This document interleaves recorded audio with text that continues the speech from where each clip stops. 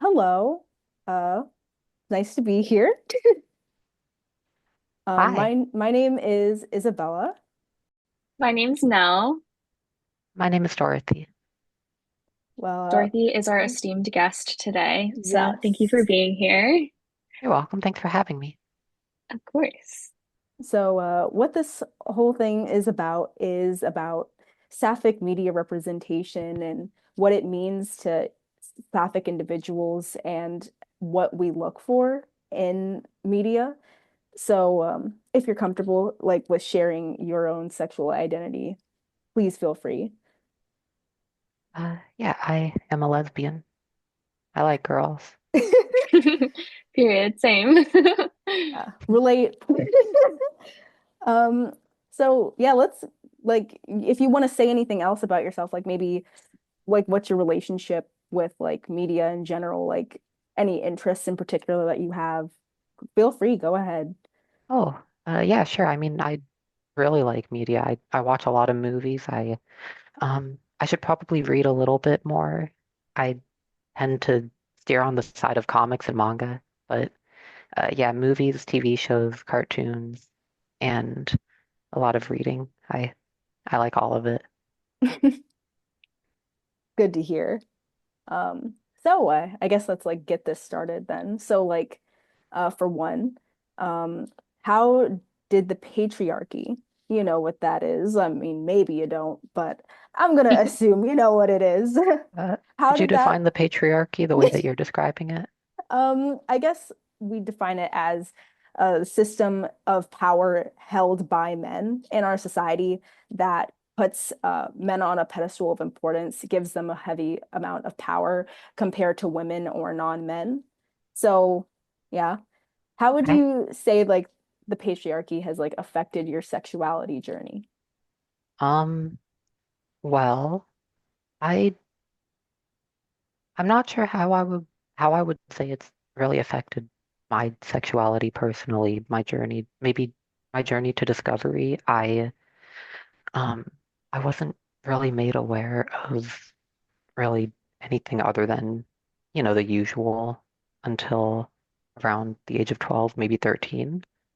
Um I remember uh I remember one of my parents telling me when I was young that there were people who liked the same gender, and I remembered being in the car and seeing my parent look back at me and say, I hope we never have to deal with that with you. And that kind of threw a damper on things for a little while. But I've still been able to surround myself with a lot of people who care about me for who I am. And I overall would like to believe, I mean, especially the area that I live in is very accepting. I have very little issue in my day-to-day life. So I, I'm pretty lucky to have what I have despite it all. Well, I'm so glad that you found that community. And I think for a lot of queer people, that's like huge in just stepping into your identity and like having a sense of joy in your day-to-day life because there are obviously a lot of like challenges that we face. But yeah, Yeah. so you mentioned that you first became aware of like of the idea of queerness like when you were 12 or 13. What kind of what was your introduction to that? Was that like did you see like a movie or a TV show or did you hear about it and like what were the connotations associated with it? Oh, well, I mean, as is with most things, it was the purple-haired girl in gym class who inducted me. But um, shoot, media specifically, it's around the same time I started getting into stuff like, um, I would assume you guys are familiar with Steven Universe. Yes. Yeah, Of course. that cartoon was definitely my childhood, and there's definitely a lot of overlap between uh, who I am and that what that show put in front of me at a young age. And not in a way that I think it decided any of these factors for me, but it made me aware of things I that I wouldn't have been made aware of otherwise. And so I'm really grateful to have that. Oh, that's good to hear. Like, how is like Steven Universe as like a sapphic TV show generally? Like, how did that really make you feel down to like the nitty gritty? Like, did it make you feel seen or heard, or was it harder to deal with thinking about finding similarities with those characters? Um, honestly, I don't know if it's a luck thing or if maybe I'm a little bit airheaded, but I I never really considered feeling seen or accepted by the media that I watched. It was less that I felt something was missing when it wasn't there, and more that when it was there, I just got really excited. You know, I mean, I was probably so annoying when I was 12 talking about this show, talking about the characters in it. Um, looking back, it feels like every waking moment was spent thinking about this show, uh, indulging in the stuff going on in it, the stuff that people would talk about with it, talking to people who liked the show, the girl with purple hair, we would talk about it all the time. Um, it was a huge part of my life, and I mean, I can imagine it probably felt similar to people who liked the Rocky Horror Picture Show in the 90s, you know?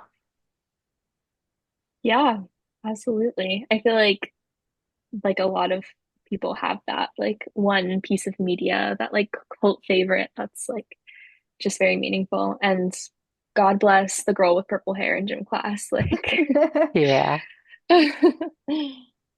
um so I guess kind of playing off of that, what would you say is like your ideal concept for like representation that really just like resonates with you, makes you like get that feeling of just like being excited to um see that represented? Um, I I don't think there really is an all-encompassing ideal for representation so much as there's a way to do it right for like if you're the maker, if you're the creator of whatever piece of media we're discussing, like Steven Universe. I think Rebecca Sugar was really cooking with a lot of that stuff.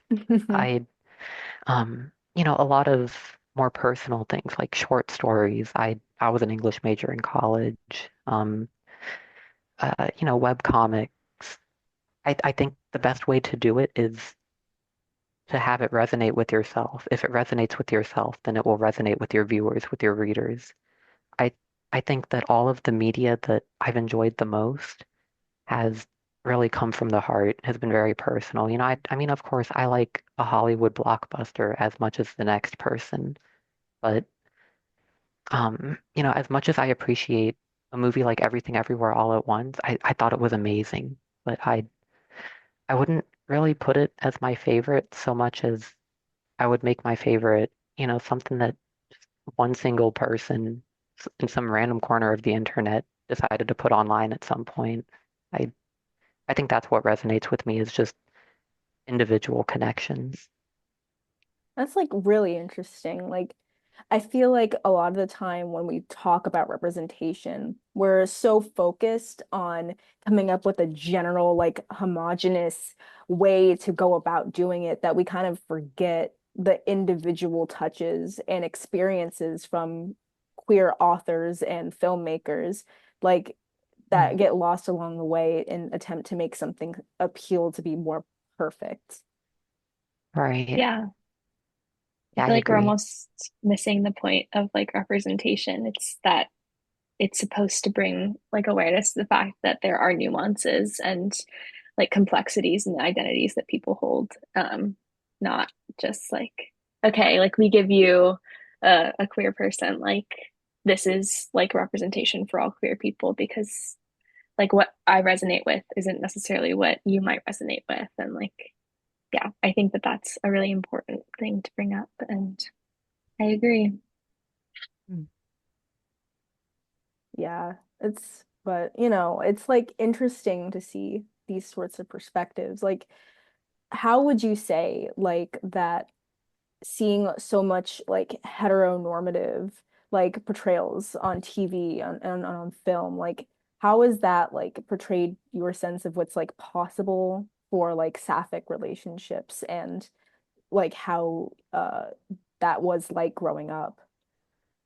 Um, are you are you asking like how do I feel about heteronormative depictions on television, on like in media? Yeah. Yeah, I mean, honestly, I don't really care that much. I I think there are definitely wrong ways to do it. I think that there are a lot of negative connotations that have become normalized when it comes to heteronormative stuff. I mean, queerness, we have always been a little bit more, uh, we've always been a bit more like we need to be aware of the relationships we have because, the thing wrong with queerness is everyone else. It's been treated pretty poorly throughout the ages.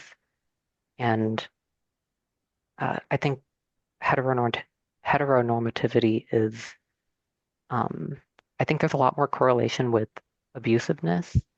I I guess what I'm trying to say is, there's a lot of toxicity in how they depict heteronormativity in television, in movies. You might see, what if, shoot, okay, I'm watching Cheers right now. Have either of you seen Cheers? I'm vaguely familiar, but I haven't. All right, well, I'm sorry for spoiling the end of season one, but um, Sam and shoot, I don't even remember her. Sam and Diane have gotten together by the end of season one, and oh my gosh, they don't stop yelling at each other. They are screaming at each other. They they they just don't stop bickering and arguing, and it makes me so uncomfortable. I don't want to keep watching it because of how uncomfortable it is, and the laugh track just keeps on playing, He screams, "You stupid wench. I want you dead. Death would be too good for you." And then the laugh track plays. How? Where? Why? How? How is that funny? How am I supposed to laugh at that? And then he breaks down her door and says, like, I'm I'm going to bed. You get in the bedroom now, woman. And she says, okay. And like I just don't see it. I don't see the vision. I have not one issue with seeing straight relationships on TV. I don't even have too much of an issue with how prevalent it is compared to gay relationships. I wish they could get it right, I I Yeah. don't care about the sexuality that they display. I mean, okay, I like seeing certain sexualities displayed. I like seeing sapphic media, but I absolutely dislike the way that they portray toxicity as normal, typically in heterosexual relationships. Yeah, it's like you just want to see like healthy relationships. That's like, Yes, yes, yeah, exactly. yeah, It can't that's be that fair. hard. Yeah, I think a lot about how like being queer automatically like you're thinking more critically about like your relationships. I think you kind of Mhm. mentioned this, Dorothy, but like I feel like I'm already thinking like with my relationship, like with my girlfriend, I'm already thinking like, oh, like how do we like there are all these norms in a relationship that like don't apply to us. Like, oh, who buys who flowers and like who like initiates things and who pays and True. like all of these gender norms that like I think just thinking more critically about your relationship and your relationship dynamic it like forces you, and that's not all like all inclusive, obviously, like there are toxic queer relationships, Oh but yeah. like, but like, I think that, um, like we just have a more critical lens on like relationships, not all the time, but a lot of the time. And, a lot of the We've time, like we think like straight people think that they're like, oh, this is normal. This is like a normal thing in a relationship. And I'm like, girl, like, I really hope not. Like, yeah, that shouldn't the be normal. the thing about you need to think so much when you're younger to in order to go against the norm and realize who you are, like you never stop thinking after that. Oh, yeah, for Yep, sure. Mm. it's true. And Uh, like I think that goes and ties in really well about like why feminism is like such an important thing that not enough women are willing to fully like delve into. And like I feel like a lot of people in like the Sapphic community have been forced to think about these things in such high amounts of detail simply because you're already going against the established gender norm and for liking women, for not wanting a man necessarily.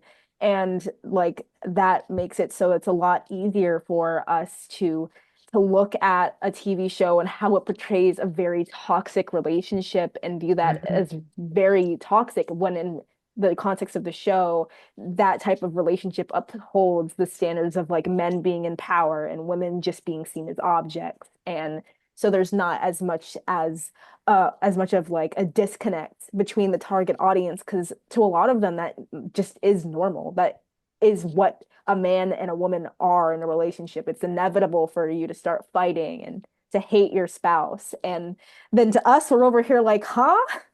Like, why is this normal? Right.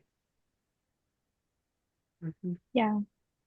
Um, I really love what you said, Dorothy, about like that feeling. Like it's not necessarily about um like you were upset with not seeing like sapphic representation, but when you did have it, it just like made you like just happy and excited. Yeah. And I would just like love to hear more about what that feels like and why that like is important to you. Um, you're asking uh how it feels to get happy at something like that, or like to go more into detail. Yeah. Yeah, I mean, um, the way I feel happy at media, I mean, there's definitely a difference between the happiness I feel when something is good, when something is entertaining, versus when something really connects with me. I think that when we watch movies or read books or play, video games or whatever, any sort of media, any sort of interaction with art, we're just looking for that connection with another human, with a piece of media.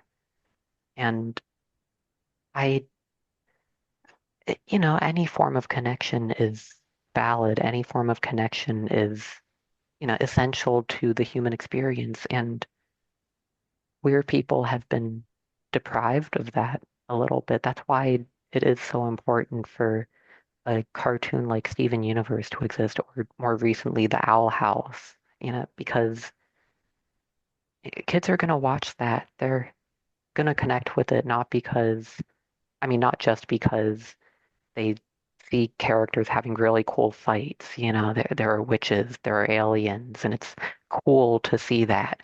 You enjoy the excitement of it. It's exciting to also see a bit of yourself in a show, to discover a bit of yourself from a show, and and and form a connection that so many um so many cisgender heterosexual people, so many people who are assigned as normal, they they kind of take for granted because they live in their normal, whereas people of people of different groups, they kind of have to look for it.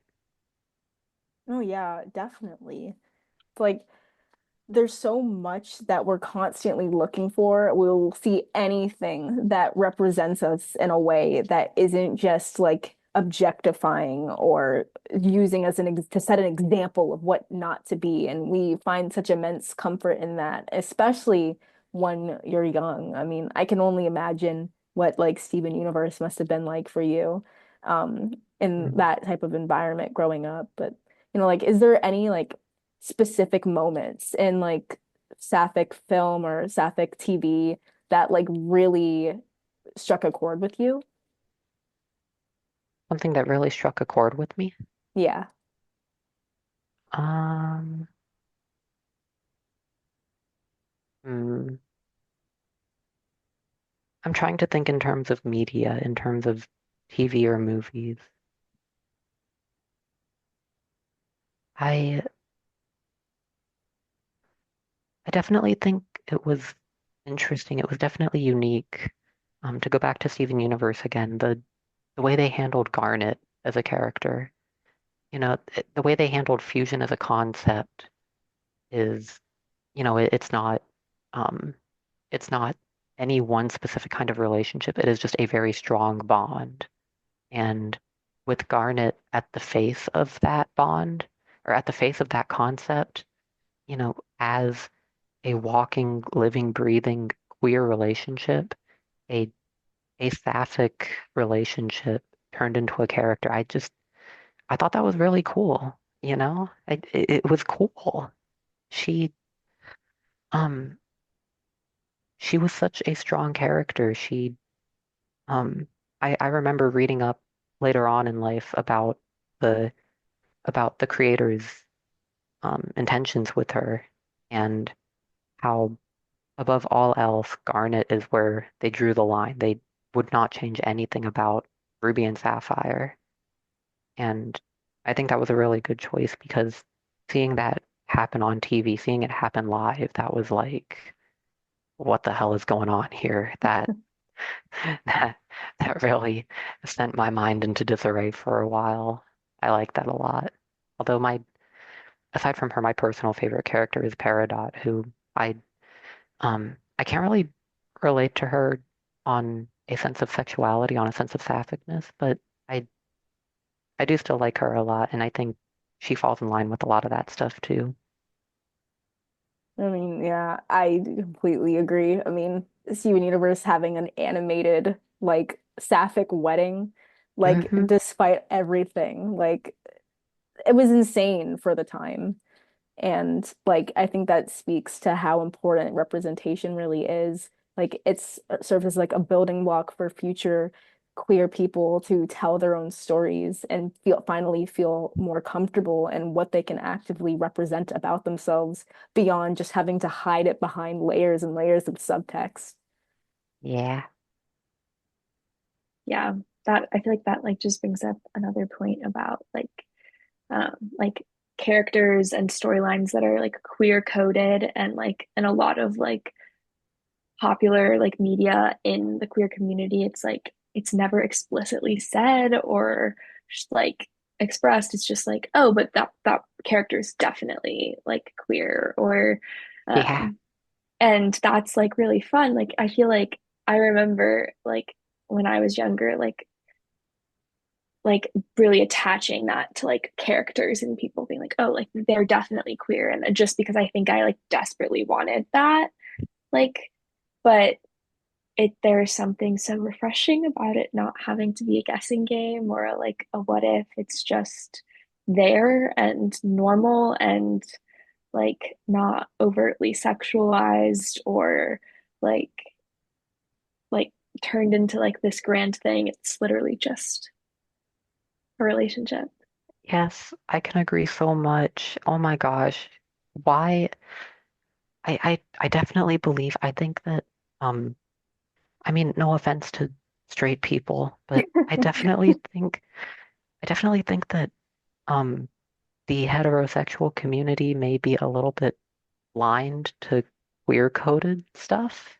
Oh, for I'd sure. like if it's not explicitly stated, oh yeah, so these two are in a romantic relationship, they hold hands and they kiss. Um, if that is not said straight up in the show, then then non-queer people are just not going to believe it. I mean, I know the conversation is on sapphic media, but um, there is a there's a gay relationship in an anime called Jujutsu Kaisen. Um, uh, these two characters, there are so many things that point to them having romantic chemistry, not explicitly, but kind of intrinsically, I guess. Like, um, I don't remember the details. I know there's something in Japanese culture about giving one of your buttons off of your school uniform to your loved one. And when that happens between these two characters in the show, my straight friends will just say, yeah, I mean, they're good friends. They're not. I mean, they're not kissing and making out on screen, therefore I don't think they have anything going there.